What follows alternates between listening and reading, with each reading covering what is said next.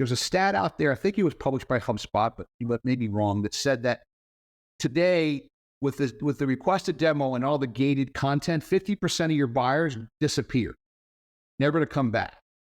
And it's all because your internal process is geared towards today. I need to build pipeline today. If the buyer's going to buy 6 or 9 months from now, that's not really interesting to you. And by having all that process set up that way, that buyer that may be interested in just learning more now, and in 3 months or 6 months, I'm going to buy when budget's available, you've now shooed me away.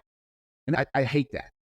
Yeah. I think it's also bad business. When you're rushing your prospects to make a decision, I don't think it's a good way of doing business and selling. You need to ensure that the people are ready to buy. And like you mentioned earlier, this is a journey. And part of the journey is just to explore and get the questions answered. This is a very important part of the process, too big or too important to be neglected, but it's also expensive.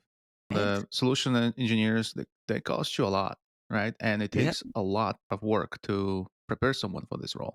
Yeah. Right. So, because that's probably going to be the most product knowledgeable person in the selling process. So think about that, right? And the customers will come with a variety of different problems, testing and probing your product, whether they can solve it. So getting these answers, I think it helps. And also sometimes the RFPs are extensive and you don't want to invite a provider that actually is not going the right direction, if you know what I mean. Sometimes the RFPs, they have hundreds of questions, and that's just a waste of time, to your point, right? Like, why would I invite someone and I already know that they can't do stuff? And that's an interesting interim step that probably serves a lot of teams. Gosh, we could peel that back for 7 hours, right? What you just said, because it's very, very spot on. And I implore people to think for a second. The work at home, our meeting today started at 9 a.m. At 8 a.m., I was out shopping for something as a consumer at my desk, getting information and buying. Why is it at 9:05 you want me to follow a rigid process? I'm the same person.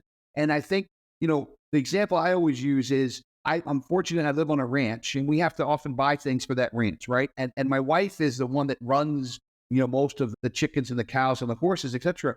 And how she buys is she goes to a place that gives her information for free and educates her and makes her smarter. And when the day comes that she says, it's time to buy the attachment for the tractor, or it's time to go get fertilizer, she goes there 100% of the time.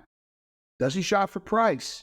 That person has built up that trust. And so you have the opportunity by using our technology and others, right? There are other technologies out there to build digital trust, right? Allow that person to gain information, gain confidence, learn on their own. To your point, don't force them into a process and kind of rush them.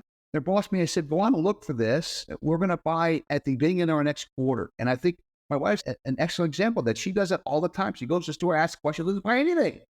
But when the day comes to buy, it's like a V line. I always say, have you thought those people help me and I'm going to help them back?